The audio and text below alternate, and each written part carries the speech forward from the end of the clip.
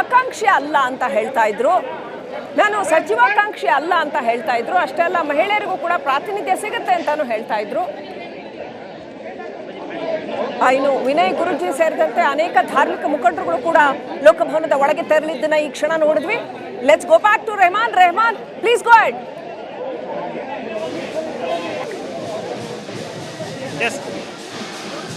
S Srilakshmi, ಲೋಕಭವನದ ಪ್ರವೇಶದಲ್ಲಿ ಕೆಲವೊಂದಿಷ್ಟು ಹೈಡ್ರಾಮಾಗಳು ಕೂಡ ಕ್ರಿಯೇಟ್ ಆಗ್ತಾ ಇದೆ. ಯಾಕಂದರೆ ನೋಡ್ತಾ ಇರ್ಬೋದು, ಈಗಲೂ ಕೂಡ ವಾಗ್ವಾದವನ್ನು ಮಾಡ್ತಾ ಇದ್ದಾರೆ. ಏನು ಸಚಿವರ ಜೊತೆ, ಶಾಸಕರ ಜೊತೆ ಏನು ಹಿಂಬಾಲಕರಾಗಿ ವೆಹಿಕಲ್ಗಳು ಬರ್ತಾ ಇದೆ, ಅವರು ಕೂಡ ನಮ್ಮ ಸಚಿವರು ಕೂಡ ಇಲ್ಲೇ ಹೋಗಿದ್ದಾರೆ. ನಾವು ಸಚಿವರ ಕಡೆಯಿಂದ ಬಂದಿರೋದು, ನಮ್ಮನ್ನು ಒಳಗಡೆ ಬಿಡಿ, ಪಾಸ್ ಅಂತ ನಮಗೇನು ಹೇಳಿಲ್ಲ, ನಮ್ಮ ಸಚಿವರು ಒಳಗಡೆ ಬರಲಿಕ್ಕೆ ಹೇಳಿದ್ದಾರೆ ಅನ್ನುವಂಥದ್ದನ್ನು ಹೇಳಿ ಒಳಗಡೆ ಹೋಗಲಿಕ್ಕೆ ಒಂದು ಅವಕಾಶವನ್ನು ಮಾಡಲಿಕ್ಕೆ ಅವಕಾಶ ಮಾಡಿಕೊಡಿ ಅನ್ನುವಂಥದ್ದು ಕೂಡ ಕೇಳ್ತಾ ಇದ್ದಾರೆ. ನೋಡ್ತಾ ಇರ್ಬೋದು ನೀವು ಹೈಡ್ರಾಮಾ ಎಷ್ಟರ ಮಟ್ಟಿಗೆ ಆಗ್ತಿದೆ ಅಂತಂದು.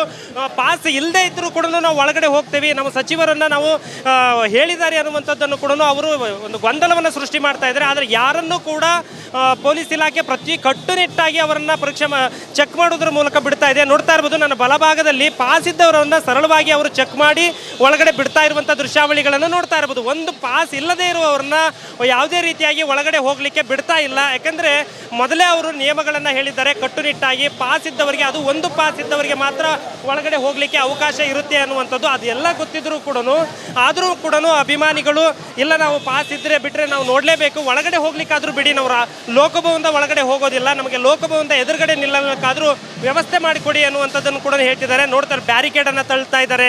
ಒಂದು ಕಡೆ ಪಾಸ್ ಇಲ್ಲ ಅಂದರೂ ಕೂಡ ನಾವು ಒಳಗಡೆ ಹೋಗಲೇಬೇಕು, ರಾಜಭವನದ ಎದುರುಗಡೆ ನಾವು ಆದರೂ ನೋಡಲೇಬೇಕು ಅನ್ನುವಂಥದ್ದು ಕೂಡ ಹೇಳ್ತಾ ಇದ್ದಾರೆ. ಆದರೆ ಯಾರನ್ನು ಕೂಡ ಈ ಸದ್ಯಕ್ಕೆ ಬಿಡ್ತಾ ಇಲ್ಲ. ಯಾಕಂದರೆ ಪಾಸ್ ಇದ್ದರೆ ಮಾತ್ರ ಒಳಗಡೆ ಅವಕಾಶ ಅಂತ ಕಟ್ಟುನಿಟ್ಟಾಗಿ ಹೇಳ್ತಾ ಇದ್ದಾರೆ. ಹಾಗಾಗಿ ಇಲ್ಲಿ ಅತಿ ಹೆಚ್ಚಿನ ಒಂದು ಭದ್ರತೆಯನ್ನು ಕೂಡ ವಹಿಸಲಾಗಿದೆ. ಮತ್ತು ಕೆಲವೊಂದಿಷ್ಟು ಅಭಿಮಾನಿಗಳೇನಂತಂದರೆ, ತಮ್ಮ ಸಚಿವರಿಗೆ ಈ ಬಾರಿ ಅಂದರೆ ಮೊದಲ ಹಂತದಲ್ಲಿ ಲೀಸ್ಟಲ್ಲಿ ಅವರ ಹೆಸರು ಬಾರದ ಕಾರಣ ಅವರು ಆಕ್ರೋಶವನ್ನು ವ್ಯಕ್ತಪಡಿಸ್ತಾ ಇದ್ದಾರೆ.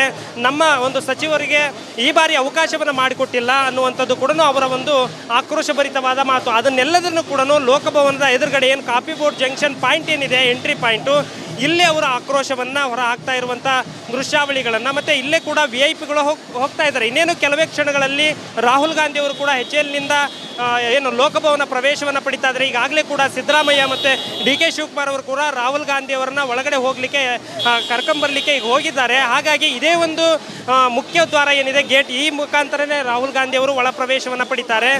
ಇಲ್ಲಿ ಯಾವುದೇ ರೀತಿಯಾದಂಥ ಹೈಡ್ರಾಮಾಗಳು ಆಗಬಾರ್ದು ಅನ್ನುವಂಥ ನಿಟ್ಟಿನಲ್ಲಿ ಅತಿ ಹೆಚ್ಚಿನ ಸಂಖ್ಯೆಯಲ್ಲಿ ಪೊಲೀಸರನ್ನು ಕೂಡ ನಿಯೋಜನೆ ಮಾಡಲಾಗಿದೆ. ಆದರೂ ಕೂಡ ಜನರು ಪಾಸ್ ಇದ್ದರೇನು ಬಿಟ್ಟರೇನು ನಾವು ಒಳಗಡೆ ಹೋಗಲೇಬೇಕು ಅನ್ನುವಂಥದ್ದನ್ನು ಪೊಲೀಸರ ಜೊತೆ ಒಂದು ವಾಗ್ವಾದವನ್ನು ಮಾಡ್ತಾ ಇದ್ದಾರೆ. ಶ್ರೀಲಕ್ಷ್ಮಿ, ನೋಡ್ತಾ ಇರ್ಬೋದು ನೀವು, ಮಹಿಳೆಯರು ಕೂಡ, ಯಾಕೆಂದರೆ ಪಾಸ್ ಇದ್ದವ್ರಿಗೆ ಅವರು ಖಂಡಿತ ಚೆಕ್ ಮಾಡಿ ಬಿಡ್ತಾ ಇದ್ದಾರೆ. ಪಾಸ್ ಇಲ್ಲದೇ ಇರೋರನ್ನ ಅವರು ಹೇಗೆ ಬಿಡಬೇಕು, ಮೊದಲೇ ಕೂಡ ನಿಯಮಗಳನ್ನು ಹೇಳಿದರೂ ಕೂಡ. ಆದರೆ ನಮ್ಮ DK ಶಿವಕುಮಾರ್ ಅವರು CM ಆಗಿ ಪದಗ್ರಹಣವನ್ನು ಮಾಡ್ತಾ ಇರೋದನ್ನು ನಾವು ಕಣ್ ತುಂಬಿಕೊಳ್ಬೇಕು ಅನ್ನುವಂಥದ್ದು. ಅಂದರೆ ಕೆಲವೊಬ್ಬರ ಹತ್ರ ಪಾಸ್ ಇದೆ, ಆದರೆ ಒಂದು ಪಾಸ್ಗೆ ನಮ್ಮನ್ನು 3-4 ಜನ ಬಿಡಿ ಅಂತ ಹೇಳ್ತಿದ್ದಾರೆ. ಹಾಗಾಗಿ ಆ ಪಾಸ್ ಇದ್ದವರನ್ನು ಕೂಡ ಒಳಗಡೆ ಪ್ರವೇಶ ಮಾಡಲಿಕ್ಕೆ ಅವರು ಅವಕಾಶವನ್ನು ಮಾಡಿಕೊಡ್ತಿಲ್ಲ. ಆ ಒಂದು all right, thank you Rehman. ನೋಡ್ತಾ ಇದ್ದೀವಿ ಎಷ್ಟು ದೊಡ್ಡ ಪ್ರಮಾಣದಲ್ಲಿ